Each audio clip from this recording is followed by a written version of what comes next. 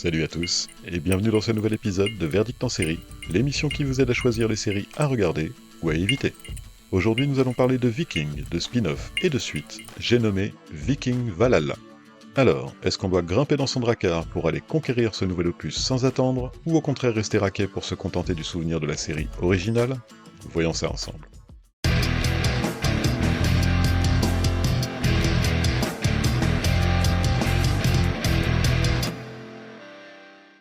Viking Valhalla est une série américano-canado-irlandaise créée en 2022 par Jeb Stewart, qui a notamment travaillé comme scénariste sur quelques grands noms du cinéma d'action tels que Piège de cristal, Haute sécurité, Le fugitif ou encore Menace toxique. La série, qui est un spin-off autant qu'une suite de Viking, dont on a déjà parlé dans l'épisode 4 de Verdict en série, compte 3 saisons de 8 épisodes chacune, soit 24 épisodes au total, pour un format d'environ 49 minutes par épisode. Un siècle après les événements de la série originale Viking, nous voici donc de retour à Kattegat pour y faire la connaissance de Leif Erikson et de sa sœur Freydis. Tous deux sont là pour venger la jeune femme, victime d'un viol innommable. Ils retrouvent l'agresseur et le tuent. Mais le roi de Norvège, Olaf, alors présent et dont l'homme était le bras droit, réclame la tête de Freydis. C'est alors qu'intervient Harald, demi-frère d'Olaf, qui propose à Leif de les suivre lui, Olaf et Canute, le roi de tout le Danemark, dans une campagne de vengeance et de conquête en Angleterre, en échange de la vie de la jeune femme. Leif accepte et embarque donc avec Harald, tandis que Freydis reste à Kattegat.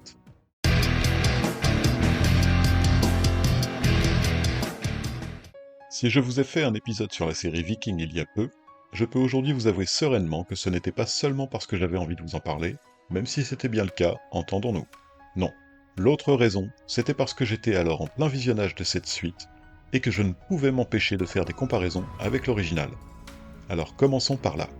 Pour ceux qui ont vu mon épisode, si vous vous souvenez, je vous affirmais que la plus grande qualité que je trouvais à cette première série était son casting, ses acteurs, ses personnages.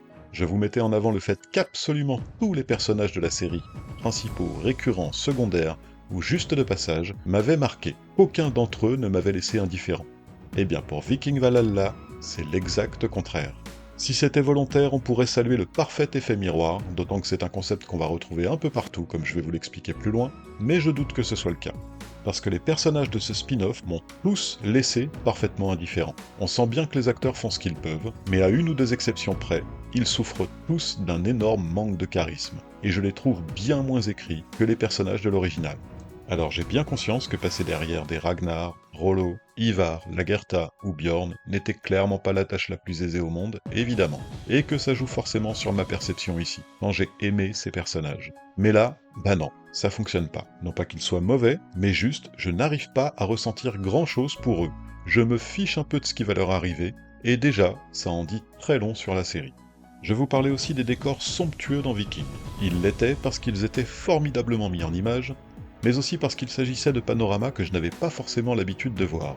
Là, on retrouve Kattegat, et bon bah on connaît déjà quoi. Et si on est content dans un premier temps, rapidement on réalise que Kattegat sans Ragnar, Bjorn ou Lagertha, bah c'est plus vraiment pareil. Quant aux autres décors, ils ne sont pas laids, loin de là, mais je les trouve dans l'ensemble beaucoup moins grandioses, beaucoup plus anecdotiques, bien moins mis en avant. Peut-être que la réalisation y est pour quelque chose aussi, possible, je ne saurais dire. Toujours est-il que je n'ai pas du tout été transporté comme j'avais pu l'être dans la première série.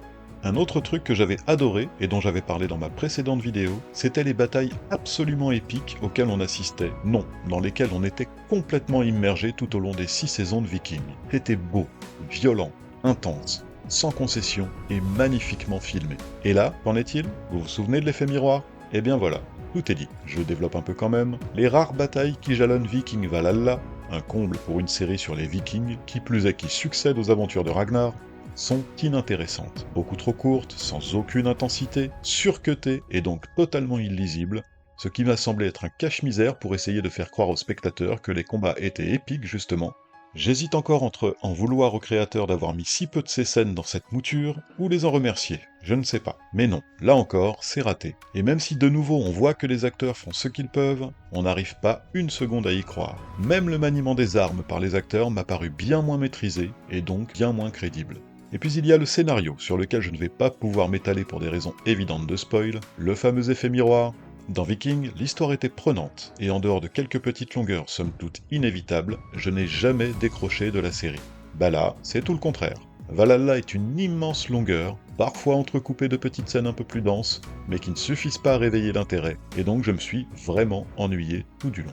Enfin, j'avais évoqué la fin aussi, une vraie conclusion pour les personnages de Vikings et une vraie satisfaction pour nous spectateurs d'y avoir droit. Même ça, dans Valhalla, je l'ai trouvé raté. Le final arrive de manière très abrupte, laisse plusieurs questions en suspens, et j'ai même eu cette certitude en le visionnant que les créateurs avaient forcément dû prévoir une autre saison, mais qui avait probablement été annulée brutalement. Sauf que j'ai un peu cherché, et je n'ai rien trouvé de tel. Il semble, sauf erreur de ma part, que la 3e saison a bel et bien été réalisée dans l'idée que ce serait la dernière. Mais ça n'a vraisemblablement pas suffi pour qu'elle ait droit à une vraie conclusion. Vous l'aurez compris, si on compare Valhalla à Viking, elle ne s'en sort clairement pas grandie. Elle y laisse même la plupart de ses plumes. Mais qu'en est-il si on fait abstraction de la série mère? Eh bien ce n'est pas franchement mieux. On a droit à une série à peine moyenne, avec un casting à un cheveu d'être totalement raté, avec des acteurs qui essaient de se donner mais peinent vraiment à convaincre, une réalisation en demi-teinte pour ne pas dire presque bâclée, un scénario qui n'offre ni profondeur à ses personnages ou son histoire, ni intensité ou intérêt dans son ensemble, ni même une fin acceptable. Cette dernière laisse nombre de choses en suspens,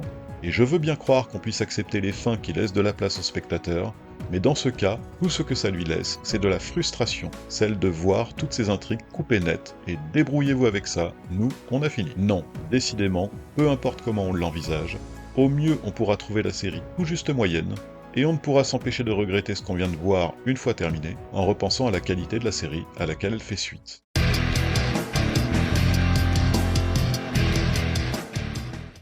Alors, Drakkar ou pas Drakkar pour cette fois? Mon verdict? Eh bien si vous avez aimé Viking, franchement, passez votre chemin, sous peine d'être déçu. Valhalla, qui prend place un siècle après les aventures de Ragnar et des siens, n'apporte rien de plus à la série originale, qui se suffit amplement à elle-même. Et si vous n'avez pas vu Viking, eh bien, regardez plutôt Viking justement, et oubliez sa suite. Viking Valhalla est ennuyeuse, ses personnages sont fades autant que son histoire, et si elle n'est pas un ratage total, elle n'en reste pas moins une vraie déception tant on était en droit de s'attendre à bien mieux compte tenu de la qualité de Viking, et elle laisse un très désagréable arrière-goût amer d'une série mal produite et mal finie. Merci infiniment de m'avoir suivi pour ce nouveau numéro. N'hésitez pas à me dire en commentaire ce que vous avez vous-même pensé de Viking Valhalla, ou si vous avez des suggestions d'autres séries à chroniquer. Pour le prochain épisode, nous parlerons de Mammouth, de Failles temporelles et de Lost. Portez-vous bien, et à très bientôt pour un nouveau numéro de Verdict en série.